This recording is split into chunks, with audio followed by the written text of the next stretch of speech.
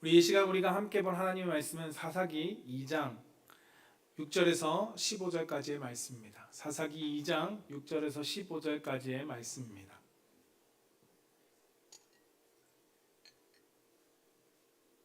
2장 6절에서 15절 우리 한 절씩 교독하겠습니다.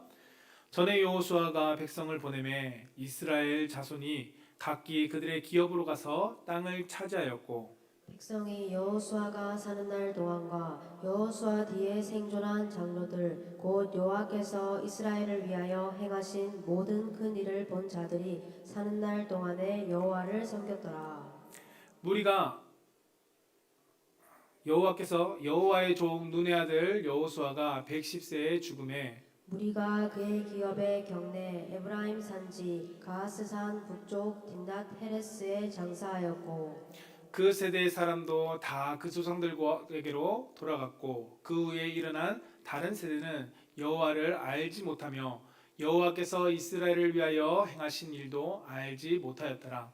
이스라엘 자손이 여호와의 목전에 악을 행하여 바알들을 섬기며 애굽 땅에서 그들을 인도하여 내신 그들의 조상들의 하나님 여호와를 버리고 다른 신들 곧 그들의 주위에 있는 백성의 신들을 따라 그들에게 절하며 여호와를 진노하시게 하였으되 곧 그들이 여호와를 버리고 바알과 아스다롯을 섬겼으므로 여호와께서 이스라엘에게 진노하사 노력하는 자의 손에 넘겨주사 그들이 노력을 당하게 하시며 또 주위에 있는 모든 대적의 손에 팔아 넘기심에 그들이 다시는 대적을 당하지 못하였으며 그들이 어디로 가든지 여호와의 손이 그들에게 재앙을 내리시니 곧 여호와께서 말씀하신 것과 같고 여호와께서 그들에게 맹세하신 것과 같아서 그들의 괴로움이 심하였더라. 아멘.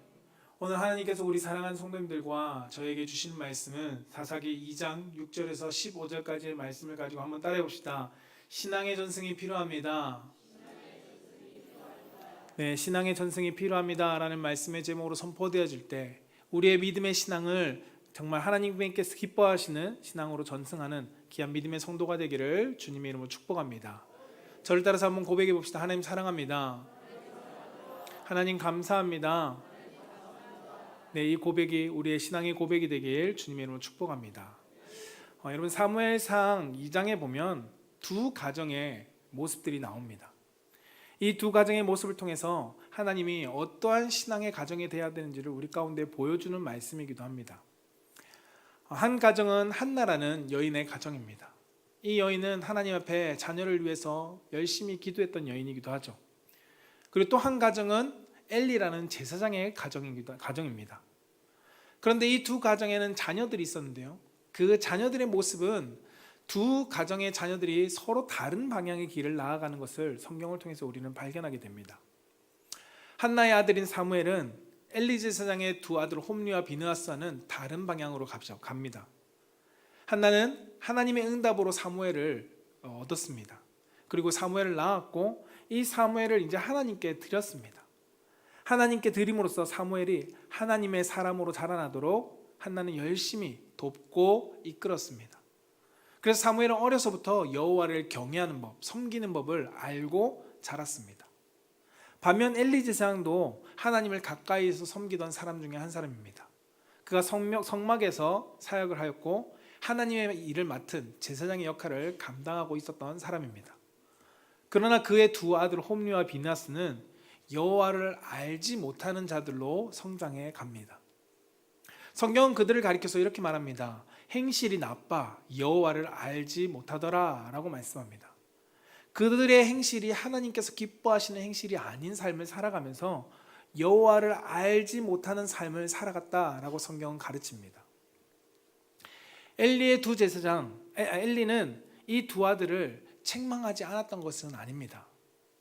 그러나 엘리가 이 두 아들을 책망했지만 그러나 그들을 향해서 죄악의 길에 서지 않도록 강하게 그들을 이끌어가지는 못했던 것을 우린 성경을 통해서 발견하게 됩니다. 하나님을 가까이서 섬기는 사람이었지만 엘리 제사장은 그러한 위치에 있었지만 정작 자녀들에게는 하나님을 경외하는 그 바른 신앙을 전승해 주지 못한 것을 우린 성경을 통해서 볼 수 있습니다. 그 결과가 어땠을까요? 확연하게 다른 길을 가게 됩니다. 사무엘은 이스라엘의 영적 지도자로서 이스라엘 백성들을 이끌고 가는 사람으로서 세워지게 됩니다. 그는 하나님께서 다스리시는 이 이스라엘 백성들을 하나님을 섬기는 사람으로서 세워갑니다. 하지만 홈리와 비나스는 블레셋과의 전투에서 하나님의 법궤를 들고 가 빼앗기게 되고, 그에 더해서 그 전투에서 그들은 죽임을 당하는 비참한 최후를 맞이하게 됩니다. 분명히 동일한 시대의 사람이었고 동일한 장소에서 성장한 사람입니다. 그리고 동일한 환경들, 오히려 홈리와 비나스는 더 좋은 환경이라고도 말할 수 있었겠죠. 그러나 그런 좋은 환경이었지만 홈리와 비나스는 그 신앙이 정말 하나님의 기쁨이 되는 신앙을 살아가지는 못했습니다. 우리가 이 모습을 보면서 느끼는 것은 좋은 환경, 좋은 조건이라고 할지라도 모두가 좋은 신앙을 가지는 것은 아니다라는 것을 우리는 깨닫게 되는 것이죠. 부모가 자녀에게 하나님을 경외하는 삶을 보여주고 말씀을 가르칠 때 그는 하나님을 경외하는 삶을 살아가지만, 반대로 그러지 못할 때 하나님의 은혜의 자리에 있으면서도, 하나님의 축복의 자리에 있으면서도 하나님을 알지 못하는 세대가 될 수 있다는 것을 성경은 우리 가운데 알려주고 있습니다. 오늘 이 자리의 예배 가운데 여러분들은 은혜를 아는 사람으로서 이 자리에 있을 것입니다. 하나님을 믿는 믿음을 여러분은 가지고 계실 것입니다. 그렇다면 우리는 스스로에게 물어보아야 합니다. 나는 한나처럼 자녀들이 하나님을 경험할 수 있도록 이끌어주고 있는가? 나는 자녀들에게 하나님을 경외하는 법, 하나님을 섬기는 신앙을 나는 바르게 전승해주고 있는가? 아니면 엘리처럼 어긋난 신앙을 보여주면서 자녀들이 범죄하고 하나님 앞에 죄를 짓는데도 단호하게 행동하지 못하고 부모의 신앙의 책임을 나는 놓고 있지 않는가? 우리는 스스로 한번 되돌아보아야 합니다. 저는 우리 이 말씀을 통해서 여러분들에게 정죄하려고 하는 것이 아닙니다. 그리고 이 말씀을 그렇게 오해하지 않았으면 좋겠습니다. 하나님께서 오늘 말씀을 통해서 우리 가운데 주시는 이유는 무엇이냐면, 우리를 무너뜨리기 위함이 아니라 우리가 부모로서 자녀에게 행해야 될 바른 신앙의 가치관을 심어주고 있는지를 우리를 점검하며 우리를 회복하게 하시기 위함이라는 것을 우리가 깨달았기를 원합니다. 그리고 이 가운데 혹시나 부모로서 자녀에게 신앙의 몸부림을 치고 있지만 자녀가 내 마음대로 되지 않아서 애끓는 마음으로 기도하시는 분, 그런 성도들도 많이 있을 것입니다. 그런 분들에게는 오늘의 말씀이 다시금 내가 이것을 포기하지 않아야겠다라는 소망으로서 받을 수 있기를 축복합니다. 내가 힘들지만 이것을 그만할까라는 마음이 들 때도 오늘 이 말씀을 떠올리면서 내가 포기하지 말아야지, 다시금 내 자녀들에게 믿음을 전승하기 위해서 나는 기도하고 그 삶을 보여주고 힘쓰고 도전할 수 있는 성도로 세워지기를 주님의 이름으로 축복합니다. 오늘 본문의 말씀을 좀 설명드리면, 오늘 본문은 여호수아 이후의 이스라엘 백성들에 대해서 보여주고 있습니다. 사사기서는 여호수아 바로 뒤에 이스라엘 백성들의 모습을 담고 있는 성경의 내용입니다. 여호수아 마지막에 이렇게 고백했죠. 오직 나와 내 집은 여호와를 섬길 것이다. 이 고백 가운데 백성들에게 전했습니다. 그리고 백성들도 우리도 그 하나님을 섬기겠습니다 라고 결단했습니다. 그러나 이 세대, 바로 여호수아와 함께 이 결단했던 세대 이후에 신앙이 온전히 다음 세대로서 전승되지 못함으로 인해 그 백성은 하나님을 떠나는 세대가 되어버리고 말았습니다. 오늘 본문에서 말씀하듯이 여호수아와 함께 했던 장로들, 그 세대가 하나님 함께 있을 때는 하나님을 경외했다라고 말합니다. 그 세대는 하나님을 경험한 세대였습니다. 여호수아와 함께 하나님께서 약속하신 가나안 땅으로 들어오면서 하나님이 행하신 모든 일들을 그들은 경험했습니다. 요단강을 가르시는 하나님을 경험했고요, 여리고성을 무너뜨리시는 하나님을 보았습니다. 그리고 가나안 땅에서의 전쟁에 승리케 하시는 하나님을 그들은 경험했던 세대가 바로 여호수아와 함께 했던 장로들의 세대입니다. 그러나 그 다음 세대는 어땠을까요? 그 다음 세대는 달랐습니다. 성경은 그 이후에 일어난 세대를 이렇게 이야기합니다. 여호와를 알지 못하며 여호와께서 이스라엘을 위하여 행하신 일을 일도 알지 못하더라라고 성경은 말씀합니다. 이 다음 세대들은 하나님을 알지 못했다는 것입니다. 여호와를 알지 못한 세대다라고 말씀하고 있습니다. 여러분, 여기서 알지 못했다는 것은 단순히 정보로서 하나님이 존재해, 하나님은 어떠한 분이야, 이것을 알지 못했다는 것이 아닙니다. 그들은 하나님이 어떠한 분이신지, 자기 백성 가운데 은혜를 베풀어 주시는 분이신지 그것을 부모에게 들어서 알았습니다. 그러나 삶으로서 하나님을 경험하면서 알지 못한 세대라는 것을 성경 우리 가운데 말씀합니다. 쉽게 말하면 부모님의 하나님을 들어서는 압니다. 하나님은 예수님은 이 땅 가운데 오셨대, 예수님은 이 땅 가운데 오셔서 우리를 구원해 주셨대 라는 것을 들어서 알고 있죠. 그러나 그들의 하나님이 되지 못했던 것이고 그들의 예수님이 되지 못했던 것입니다. 그러니 그들의 삶 속에서 하나님을 경험하지 못하고 알지 못하니까 그들의 삶에 보이는 것은 현실의 것이 좋게 보였습니다. 현실에 보이는 휘황찬란하고 아름다우고 화려한 것들이 훨씬 더 좋아 보였던 것입니다. 그래서 이 세대는 하나님을 버리고 세상의 것을 쫓아가는 세대가 되어버렸습니다. 여러분, 이것이 성경의 시대만 그럴까요? 지금의 우리의 모습은 어떤지 한번 되돌아보아야 합니다. 우리의 모습과도 아마 성경의 이 모습과 너무 닮지 않았습니까?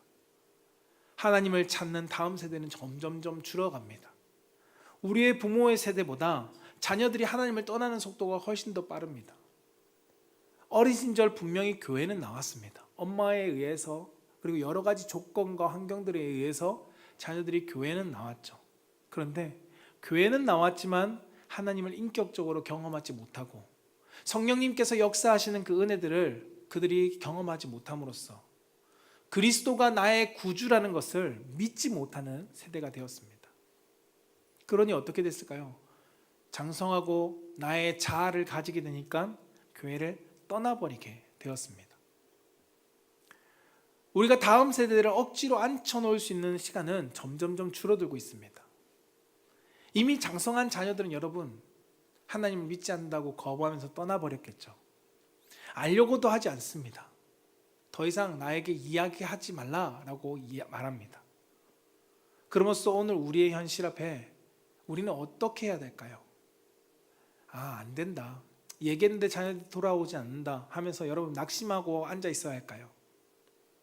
내가 자녀들에게 여러 번 얘기했습니다. 얘기해봤는데 자녀가 생각이 커서, 머리가 커서 제 말을 듣지 않습니다 하면서 여러분 포기해야 할까요? 여러분, 신앙은 가만히 앉아 있다고 해서 저절로 만들어지는 것이 아닙니다. 신앙은 부모 세대가 우리의 삶으로 자녀들에게 가르쳐주고 전해줄 수 있어야 합니다. 하나님은 이스라엘 백성들 가운데 신명기서에 너희의 자녀들에게 가르쳐 지키게 하라고 말씀했습니다. 그것이 우리의 부모 세대의 책임입니다. 우리가 믿음을 심어줄 수는 없지만 자녀들에게 하나님을 경외하는 것, 하나님을 섬기는 것, 하나님이 어떠한 분인지를 우리의 삶을 통해서 보여주는 가르침이 필요하다는 것입니다. 그럴 때 다음 세대가 하나님을 알게 됩니다. 우리의 말을 통해서 우리의 가정이, 우리의 자녀들이 하나님을 믿는 것이 아니라 우리의 삶의 신앙의 모습을 통해서 자녀들은 그것을 보고 전승하며 하나님 앞에 바로 서게 된다는 것입니다. 저는 우리 사랑하는 성도님들이 그 하나님께서 우리 가정에 회복시키실 놀라운 은혜를 기대하며 말씀 가운데 나아갈 수 있기를 축복합니다. 오늘 말씀을 통해 세 가지를 함께 보고자 하는데, 그 첫 번째는 따라해 봅시다. 신앙은 보여주고 전해주어야 합니다. 네, 오늘 7절과 10절 두 곳의 말씀을 함께 한번 읽어보겠습니다. 시작. 백성이 여호수아가 사는 날 동안과 여호수아 뒤에 생존한 장로들 곧 여호와께서 이스라엘을 위하여 행하신 모든 큰 일을 본 자들이 사는 날 동안에 여호와를 섬겼더라. 그 세대의 사람도 다 그 조상에게로 돌아갔고 그 후에 일어난 다른 세대는 여호와를 알지 못하며 여호와께서 이스라엘을 위하여 행하신 일도 알지 못하였더라. 아멘. 오늘 본문은 신앙의 모습 가운데 가장 중요한 것을 한 가지를 우리 가운데 말씀해 주고 있습니다. 그것이 무엇이냐면 여호수아와 그 세대는 무엇했다고요? 하나님께서 이스라엘 가운데 행하신 역사를 보았고 경험했다는 겁니다. 여호수아와 그와 함께했던 세대는 하나님의 역사를 보았습니다. 그리고 경험했습니다. 오늘 성경에서 표현한 대로 알았다는 것입니다. 하나님을 바로 아니까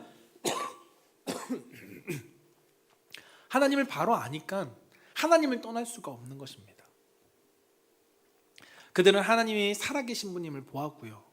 그리고 그들은 하나님이 전능하신 분임을 보았습니다. 요단강을 가르시면서 길을 만드시는 그 하나님의 전능하심, 여리고성을 무너뜨리면서 단순히 돌았을 뿐인데 그 장대한 성을 무너뜨리시는 전능하신 하나님, 그리고 우리의 삶 가운데 항상 만나와 메추라기를 떨어뜨리지 아니하시고 일용할 양식을 공급해 주는 우리의 사랑의 하나님. 여러분, 이 여호수아와 그 세대는 단순히 하나님을 지적으로 알았던 것이 아니라 삶 속에서 하나님을 경험한 세대였다는 것입니다. 여러분, 우리는 복음을 자녀들 가운데 지식으로 전달하고 있지 않는지, 아니면 내가 믿는 하나님을 나는 단순히 지식적으로 하나님을 알려고 하고 있지 않는지 우리 스스로를 한번 되돌아볼 수 있어야 합니다. 우리는 그리스도 안에서 보고 듣고 누리는 그 은혜를 경험해야 합니다. 시편 34편 8절은 우리 가운데 이렇게 가르칩니다. 함께 읽어볼까요? 시작. 너희는 여호와를 선하심을 맛보아 알지어다. 그에게 피하는 자는 복이 있도다. 아멘. 뭐라고요? 너희는 여호와의 선하심을 맛보아 알으라고 말씀하고 있습니다. 경험함으로써 알라는 것입니다. 하나님을 단순히 지식적으로 아는 것이 아니라 너의 삶에서의 하나님이 살아계신 분임을 경험하라고 말씀하고 있는 것입니다. 여러분, 하나님의 선하심은 단순히 지식으로, 들은 지식으로 우리가 알 수 있는 것이 아닙니다. 우리의 삶 속에서 경험되어져야 합니다. 그러나 여기서 말하는 경험은 무엇일까요? 단순히 우리가 감정적으로 예배 드렸는데 나에게 평안한 마음이 느껴져. 내가 기도했는데 하나님께서 나에게 뭔가 응답하신 것 같아. 이러한 단순히 우리의 감정이나 느낌이나 신비적인 것을 말하는 것이 아닙니다. 말씀을 우리가 받고 하나님의 말씀을 우리가 들으면서 그 말씀 앞에 우리가 순종해 나아갈 때 말씀이 내 삶 속에서 역사되어지는, 실제로 나타나는 그 은혜를 우리는 경험해야 한다는 것입니다. 그러면서 우리 자녀들에게 하나님의 선하심을 맛볼 수 있는 자리로 우리는 인도해 줄 수 있어야 합니다. 이끌어 가야 합니다. 여러분, 자녀들이 말씀을 듣고 그 말씀을 순종하고 그 삶 속에서 하나님이 선하게 일하시는 것을 경험할 수 있도록 우리는 도와주어야 한다는 것입니다. 분명 성도님들 삶 가운데 이 은혜를 경험하셨고 신앙의 고백을 하시는 분도 있습니다. 그러나 이 가운데 10절처럼 이스라엘 백성들 가운데 부모나 자녀, 그리고 누군가 지인에 의해서 억지로 나와 계신 분도 있겠죠. 아직 하나님을 경험해 보지 못했다고 말하는 분도 계실 것입니다. 그렇다면 우리는 물어보아야 합니다. 과연 우리 자녀들에게는 하나님의 은혜가 없었을까? 내가 지인에 의해서 이 예배의 자리에 나왔는데 저 사람은 하나님을 아는데 나에게는 하나님을 알만한 은혜가 없었을까? 베풀어 주시지 않았을까? 아니면 하나님께서 나에게 은혜를 행하지 않고 나는 그저 하나님을 믿고 싶어, 내가 믿어야지만이 은혜를 받는 것일까? 성경은 이렇게 말씀합니다. 호세아서 2장 8절에 같이 한번 읽어볼까요? 시작.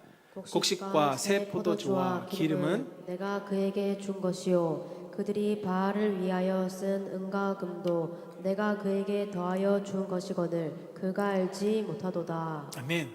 뭐라고 말씀합니까? 곡식과 새 포도주와 기름을 누가 주었다고요? 하나님이 주었다라고 말하고 있습니다.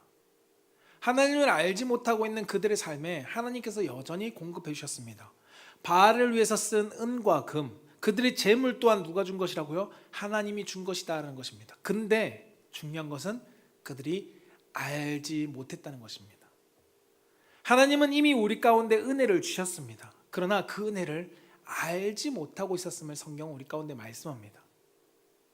하나님의 은혜를 알지 못하는 사람은 자신에게 주어진 것을 하나님의 은혜라고 여기지 않습니다. 무엇이라고 여길까요? 행운이라고 여기고 운이라고 여깁니다. 하나님이 우리에게 공급해 주신 은혜인데 그것을 나는 행운이 좋았어, 나는 운이 좋았어 라고 사람들은 이야기한다는 겁니다. 오늘 본문 7절 말씀 가운데 여호수아가 사는 날 동안이라고 말씀합니다. 여호수아가 사는 날 동안에 이렇게 말한 이유가 무엇일까요?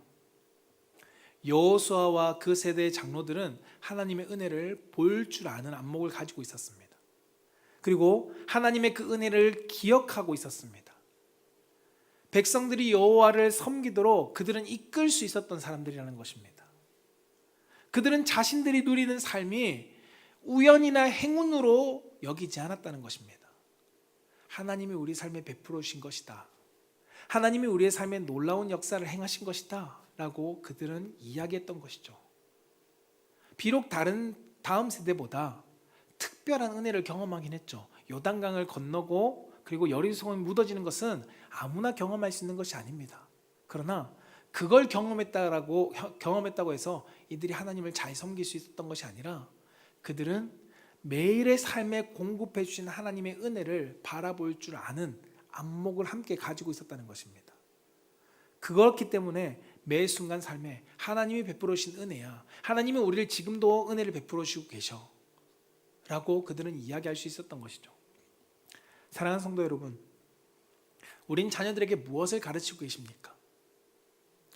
우리가 누리는 월급, 그 월급을 자녀들에게 열심히 노력한 결과야. 우리 열심히 노력하면 이렇게 많은 재물을 가질 수 있어 라고 가르치십니까? 아니면 하나님께서 우리에게 베풀어 주신 은혜야 라고 여러분들은 가르치고 계십니까? 여러분들이 외식하며 즐기는 맛있는 음식, 이 일용한 양식을 내가 열심히 노력해서 번 거야. 아빠가 월급 받았어. 너희 같이 밥 먹자 라고 하면서 나의 노력의 결과로 여러분 자녀들에게 심어주고 계십니까? 아니면 하나님께서 오늘도 우리에게 은혜로 공급해 주신 것이야, 감사하면서 먹자라고 여러분은 가르치고 계십니까? 자녀들에게 좋은 성적을 얻었을 때 그래 열심히 노력하면 되잖아. 봐 열심히 노력하니까 좋은 대학 가지. 그래 앞으로도 더 열심히 해 하면서 가르치십니까? 아니면 하나님이 너에게 주신 지혜가 있었기 때문에 너는 이 결과를 만들어낼 수 있었던 것이야, 하나님 앞에 감사해 라고 가르치고 계십니까? 여러분, 우리는 우리의 자녀들의 삶에 하나님의 은혜가 없는 것이 없습니다. 은혜 없이 이루어진 것은 없다는 것입니다. 하나님은 여호수아 세대에도 은혜를 베푸셨고요, 그 다음 세대에도 동일하게 하나님은 일용할 양식을 베풀어 주시고 그들의 삶에 신실하신 하나님의 역할을 감당하셨습니다. 다만 그 은혜가 하나님의 은혜라는 사실을 다음 세대는 볼 수 없었고 그것을 알 수가 없었다는 것입니다. 왜일까요? 가르쳐주지 못했으니까, 그것을 전해주지 못했으니까 하나님의 알지 못하는 세대가 되어버리고 말았던 것입니다. 신명기 8장 17절에서 18절은 우리에게 이렇게 가르칩니다. 같이 한번 읽어볼까요? 시작. 그러나 내 마음에 이르기를 내 능력과 내 손의 힘으로 내가 이 재물을 얻었다 말할 것이라. 내 하나님 여호와를 기억하라. 그가 내게 재물을 얻을 능력을 주셨음이라. 이같이 하심은 내 조상들에게 맹세하신 언약을 오늘과 같이 이루려 하심이라. 아멘. 뭐라고 말씀하죠? 내 마음에 이르기를 뭐라고요? 내 손의 힘으로 재물을 얻었다라고 말할 것이다 라고 말한다는 것입니다. 그런데 하나님은 뭐라고요? 내 여호와를 기억하라는 것입니다. 내게 재물을 얻을 능력을 주셨기 때문에 이것을 얻고 누리고 있다는 것을 잊지 말라라고 말씀하는 것이죠. 사랑하는 성도 여러분, 자녀로부터 지금부터라도 우린 자녀들에게 내가 가진 것이 내 힘으로 얻은 것이 아니라는 것을 우리는 알려줄 수 있어야 합니다. 하나님이 베풀어 주신 은혜라는 것을 우린 자녀들에게 가르쳐 줄 수 있어야 합니다. 그러기 위해서는 우리가 어떻게 해야 될까요? 단순히 말로 하나님이 가르쳐 주신 것이야, 하나님이 주신 것이야 라고 말하는 것일까요? 그것도 필요하지만 먼저 우리는 우리의 신앙으로 보여줄 수 있어야 합니다. 하나님 일용할 양식을 주심을 감사합니다. 하나님 땀 흘릴 수 있는 노력을 행하게 하시고 그 노력의 결실을 하나님께서 주심을 감사합니다 라고 우리의 신앙의 삶을 보여줄 수 있어야 한다는 것입니다. 내게 베풀어 주신 은혜, 그것에 감사하는 모습을 자녀들에게 보여줄 수 있어야 하고요, 자녀들 앞에서 하나님 앞에 감사하는 신앙의 모습이 무엇인지를 나타내 줄 수 있어야 한다는 것입니다. 그리고 자녀들이 하나님을 섬기는 삶 속에서도 베풀어 주신 은혜를 바라볼 수 있도록 우리는 계속 지도해 주어야 하죠. 여러분, 자녀들은 부모의 말만 듣고 하나님을 배우지 않습니다. 자녀들은 부모가 감사하면서 살아가는 신앙생활의 모습을 보고 하나님을 배웁니다. 부모가 기도하는 모습을 보고 배우고요. 그리고 부모가 어려움 속에서도 하나님을 참고 의지하는 모습을 보고 자녀들은 하나님을 배웁니다. 여러분, 그렇게 할 때 자녀들은 부모의 모습을 통해서 하나님을 아는 자리로 나아갑니다. 그리고 하나님을 향한 믿음을 자신의 삶 속에서도 경험하고 싶어지게 됩니다. 저는 우리 자녀들이 부모님의 하나님으로 머물러 있는 사람이 되지 않기를 원합니다. 우리 자녀들로 하여금 나의 하나님이라는 고백을 하는 믿음의 세대로 성장할 수 있도록 세워줄 수 있는 부모가 되시기를 주님의 이름으로 축복합니다. 두 번째는 따라해봅시다. 신앙이 끊어진 자리에는 세상의 가치가 차지합니다. 네, 신앙이 끊어진 자리에는 세상의 가치가 차지하게 된다는 것을 우리는 잊어서는 안 됩니다. 오늘 11절에서 13절 말씀까지 보면 이렇게 말씀합니다. 함께 읽어볼까요? 시작. 이스라엘 자손이 여호와의 목전에 악을 행하여 바알을 섬기며 애굽 땅에서 그들을 인도하여 내신 그들의 조상들의 하나님 여호와를 버리고 다른 신들 곧 그들의 주위에 있는 백성의 신들을 따라 그들에게 절하여 여호와를 진노하게 하였을 때 곧 그들이 여호와를 버리고 바알과 아스타롯을 섬겼으므로. 아멘. 성경이 말하는 신앙은 무엇일까요? 성경이 말하는 신앙은 하나님을 아는 것입니다. 성경에서의 신앙을 바른 신앙이다라고 얘기하는 것은 하나님을 바로 아는 것입니다. 그런데 여러분, 이 알미라는 것은 단순히 지식적으로 정보를 아는 것을 말하고 있지 않습니다. 제가 여러 번 설교 때 말씀을 드렸듯이 이 아는 것은, 야다는 바로 인격적인 관계 속에서의 알을 이야기합니다. 하나님을 향한 그 신앙이 끊어진 자리에 더 이상 우리가 관계가 유지되지 않는 것은 무엇일까요? 하나님을 인격적으로 알지 못하기 때문입니다. 이 알미라는 건 내가 이 사람과 내가 대화하면서 그 사람을 알아가는 것과 그 사람에 대한 정보를 가지고, 데이터를 가지고 그냥 다른 사람들이 본 것을 아는 것과는 차이가 있습니다. 하나님을 암도 동일합니다. 성경이 소개하고 있는 하나님을 아는 정도가 아니라 그 하나님을 내가 인격 대 인격으로 경험하고 아는 사람으로서 우리는 세워져야 한다는 것이죠. 오늘 본문에서 말씀하듯이 신앙이 끊어진 이 이스라엘 백성들 가운데, 하나님에 대해서 알지 못하는 세대 가운데 하나님과의 관계를 찾아볼 수 없습니다. 하나님과의 알에 대한 관계가 이루어졌다면 신앙은 끊어지지 않았을 것입니다. 근데 하나님을 알지 못함으로 신앙이 끊어졌습니다. 중요한 것은 그 끊어진 자리에 세상의 가치가 들어선다는 것입니다. 끊어진 자리에 비어있는 것이 아니라 끊어진 자리에 세상의 가치가 들어섭니다. 성경은 이것을 무엇이라고 말할까요? 우상숭배라고 말합니다. 오늘 본문에서 이스라엘은 가나안 백성들이 섬기던 바알과 아스타롯을 섬겼습니다. 그 주위에서 언제나 볼 수 있는 우리와 함께 살아가던 이방 민족들, 그들이 섬기고 있는 바알과 아세라를 그들은 섬겼다는 것입니다. 멀리 있는 것, 모르는 것을 섬기지 않습니다. 살아가는 사회 속에서 쉽게 접할 수 있는 그것을 사람은 가치 있게 여기고 섬기기 시작합니다. 신앙이 끊어진 사람에게는요. 이들이 행한 일은 단순히 종교를 하나 더 갖는 것이 아니었습니다. 하나님의 자리에 가나안 신들을 올려놓았고 하나님만 경외해야 될 자리에 그들은 하나님이 아닌 다른 것을 올려놓았습니다. 여러분, 우리가 우상을 숭배하는 것, 오늘 본문에 나오는 것처럼 바알과 아스타롯을 섬기는 것만 우상일까요? 세상의 가치가 꼭 이런 것만 있을까요? 불교와 천주교, 다른 타 종교를 믿는 것만 세상의 가치를 쫓는 것일까요? 성경은 우리에게 우상 숭배는 단지 다른 종교를 섬기는 것이라고 가르치지 않습니다. 성경에서 말하는 우상 숭배는 하나님의 자리에 하나님이 아닌 다른 것을 올려놓을 때 우상 숭배라고 말씀하고 있습니다.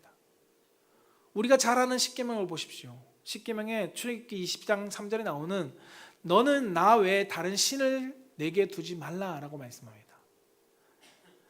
너는 하나님이 너의 위에 두어야 되지만 하나님이 아닌 다른 것을 너의 위에 두지 말라라고 성경 분명히 말씀합니다. 우리가 경외해야 될 자리에는 하나님만 두어야 합니다. 그러나 하나님을 향한 신앙이 끊어지면 우리가 경배하고 의지하고 높여야 될 그 대상의 자리에 다른 것을 두기 시작합니다. 오늘 본문의 이스라엘 백성들은 그 가나안 땅, 그들이 살고 있는 삶의 터전 안에서의 가장 흔하게 볼 수 있는 그 바알과 아스타롯을 섬겼습니다. 여러분, 우리의 삶의 터전 속에서 여러분들이 가장 흔하게 여길 수 있는 것이 무엇일까요? 그러면서 우리 가운데 우상이 되기 쉬운 것이 무엇이 있을까요?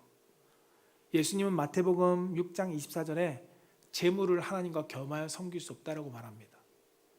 여러분, 신앙이 끊어진 자리에는 어느 순간 우리의 삶에 물질과 재물이 나의 위에 존재하는 신이 되어버립니다. 골로새서 3장 5절에는 탐심이 우상 숭배다라고 말씀합니다.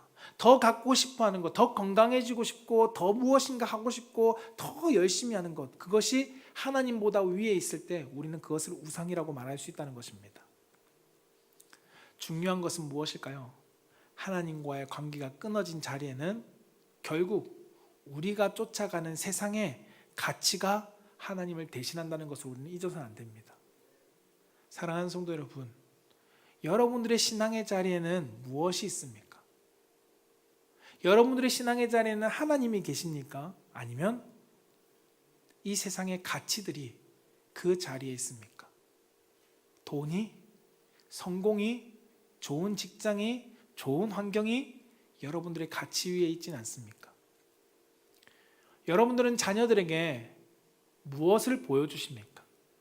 자녀들 앞에서 하나님이 가장 귀하게 여기며 하나님을 향한 신앙의 자리를 지키고 계십니까? 아니면 공부와 돈과 성공과 물질과 행복이 내 삶에 가장 가치 있는 것으로 여기면서 살아가는 것을 자녀들에게 보여주고 계십니까?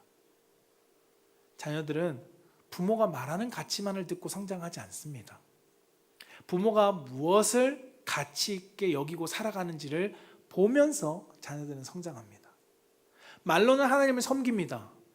교회 다녀, 교회 가야지, 예배드려 가야지 라고 말하지만 부모가 하나님보다 물질을 더, 돈을 더 두려워하고 돈에 쩔쩔매는 모습을 보면 자녀들은 하나님을 믿는 것은 믿는 거지만 그건 구원받기 위한 거고 내 삶에 가장 먼저 되는 것은 돈이어야 되는구나, 돈이 힘이 있는 것이구나 라는 것을 자녀들이 배운다는 것입니다.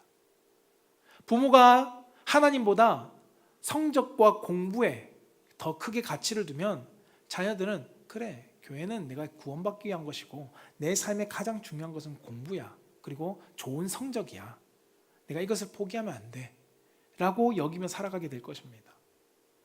부모가 성공이라는 것을 향해서 달려가는데 열심을 내고 있는 모습을 자녀들이 보면 하나님이 아니구나, 하나님 앞에 섬기고 봉사하는 게 아니라 내가 성공하는 것이 중요한 것이구나, 난 성공을 위해서 달려가야지 라고 여기게 된다는 것입니다.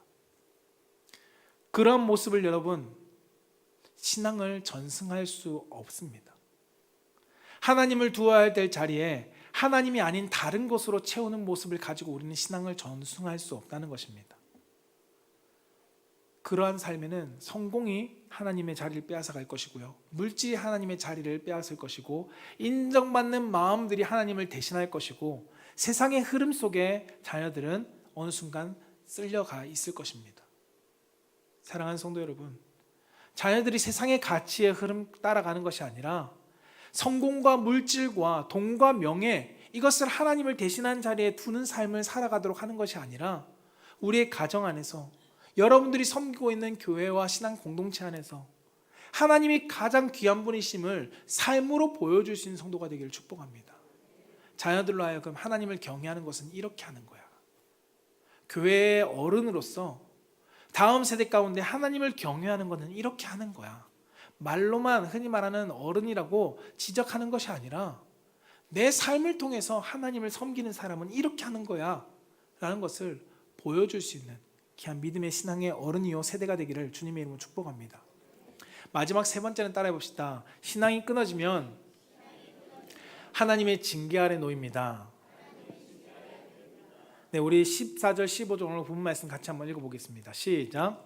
여호와께서 이스라엘에게 진노하사 노략하는 자의 손에 넘겨주사 그들이 노략을 당하게 하시며 또 주위에 있는 모든 대적의 손에 팔아넘기심에 그들이 다시는 대적을 당하지 못하였으며 그들이 어디로 가든지 여호와의 손이 그들에게 재앙을 내리시니 곧 여호와께서 말씀하신 것과 같고 여호와께서 그들에게 맹세하신 것과 같아서 그들의 괴로움이 심하였더라. 아멘.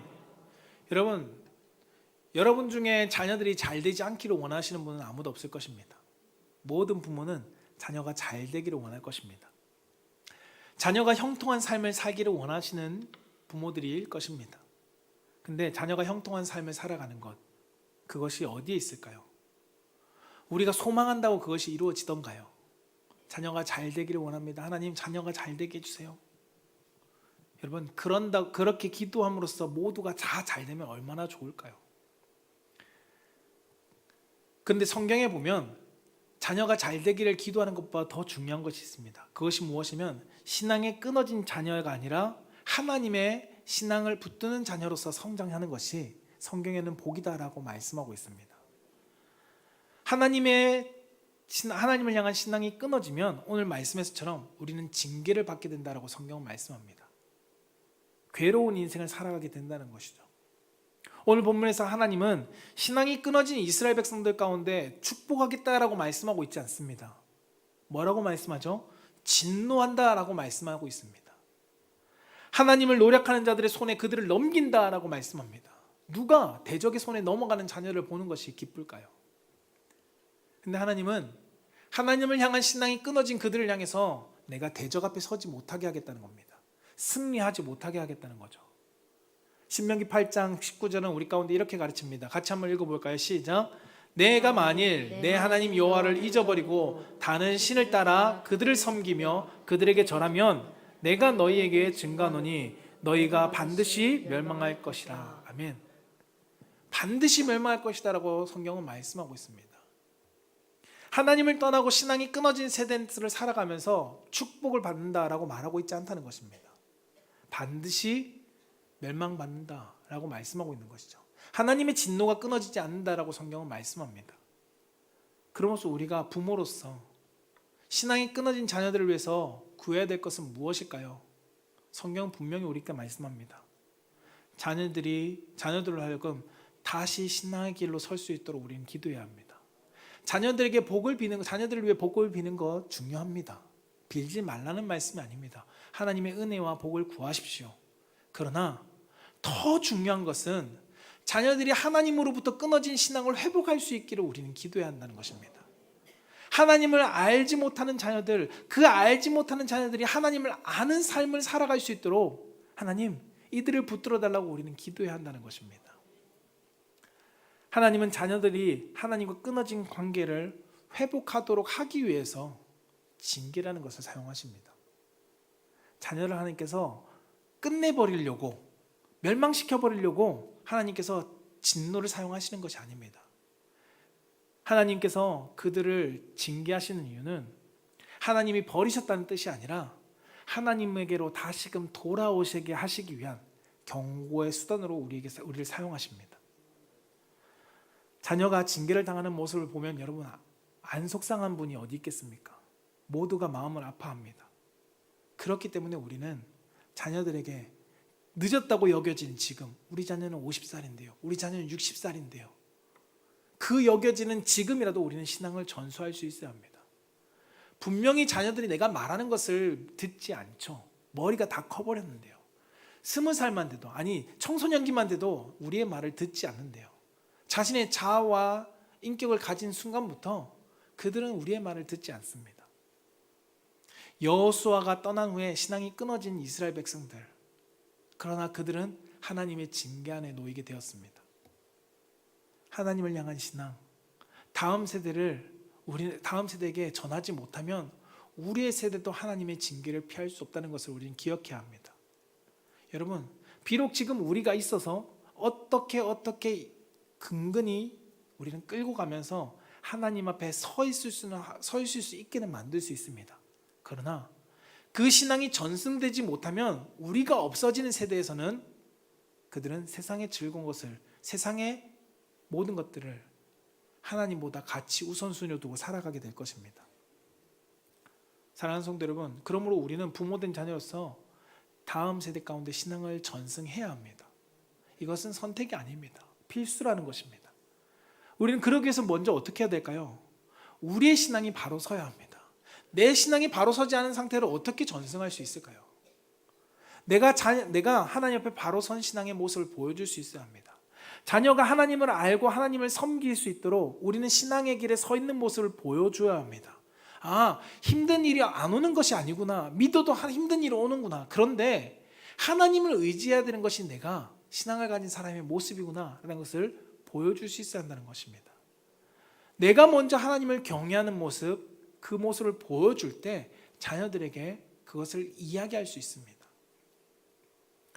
우리는 하나님과 끊어진 신앙의 자리를 놓고 회개하는 모습을 보여줄 수 있어야 합니다. 하나님, 제가 하나님을 신뢰하지 못했던 모습을 회개합니다. 기성세대인 우리가 신앙을 온전히 전승하지 못했던 것을 우리는 회개해야 합니다. 엘리 제사장처럼 다음 세대 가운데 거룩한 삶을 살아가도록 끌어가지지 못했던 것을 우리는 회개할 수 있어야 한다는 것입니다. 호세아서 6장 1절은 우리에게 이렇게 가르치거든요. 함께 읽어볼까요? 시작. 오라 우리가 여호와께 돌아가자. 여호와께서 우리를 찢으셨으나 도로 낫게 하실 것이요 우리를 치셨으나 싸매어 주실 것임이라. 아멘. 뭐라고 말씀하죠? 돌아가자는 것입니다. 회개하자. 그러면 비록 하나님의 징계 속에 우리가 찢어졌더라도, 민족이 박살났더라도, 멸망 같았다 할지라도 하나님 우리를 다시 싸매어 주시고 회복시켜 주실 것이다 라는 말씀을 우리 가운데 전하고 있습니다. 사랑하는 성도 여러분, 부모 세대가 자녀들 앞에서 이러한 회복의 모습을 보여줄 수 있어야 합니다. 우리 교회가 다음 세대 앞에서 이러한 회개의 모습을 우리는 보여줄 수 있어야 한다는 것입니다. 여러분, 다음 세대는, 우리의 자녀들과 우리 교회의 다음 세대는 부모의 신앙의 선배의 완벽한 모습을 통해서 하나님께 돌아가는 것이 아닙니다. 우리는 완벽해야 된다고 생각하죠. 완벽한 모습이 아니라 하나님 앞에서 다시 서는 부모의 모습을 보고도 그들은 하나님을 경험하는 자리에 나아갈 수 있다는 것을 우리는 기억해야 합니다. 저는 우리 사랑하는 성도님들이 우리 자녀들 가운데 내가 하나님보다 다른 것을 의지했던 것을 회개하는 모습을 보여줄 수 있길 원합니다. 회개하고 믿음의 모습을 보여줌으로써 우리가 먼저 하나님 앞에 다시금 서고 하나님의 은혜의 자리에 서고 그 하나님께로 돌아가는 모습을 가짐으로써 우리의 자녀의 세대가, 우리의 교회의 다음 세대가 신앙의 전승을 이어받고 하나님 앞에 회복하는 모습이 어떠한 것인지를 알고 그들이 하나님의 은혜를 경험하고 하나님 앞에 내 삶의 최고의 가치가 하나님밖에 없음을 고백하는 자녀들로 세워줄 수 있는 귀한 믿음의 성도가 되기를 주님의 이름으로 축복합니다. 말씀을 정리하고자 합니다.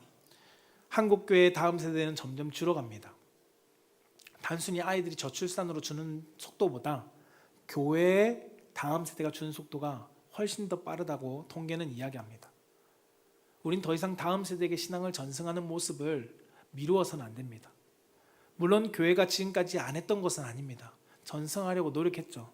많은 교회들이 다음 세대 가운데 가르치려고 했고요. 기도했고 사역의 여러 가지 프로그램을 가지고 다음 세대들이 하나님을 찾도록 애썼습니다. 그러나 우리가 단순한 프로그램을 이제 넘어서서 실제 우리의 모습을 통해서 보여줄 수 있어야 합니다. 우리의 부모님 세대를 보십시오. 밤낮 교회에서 철야하면서 무릎 꿇고 기도하는 모습을 보고 우리는 자라지 않았습니까? 근데 우리의 지금의 교회들은 기도의 소리가 사라져버린 세대를 우리는 살아가고 있습니다.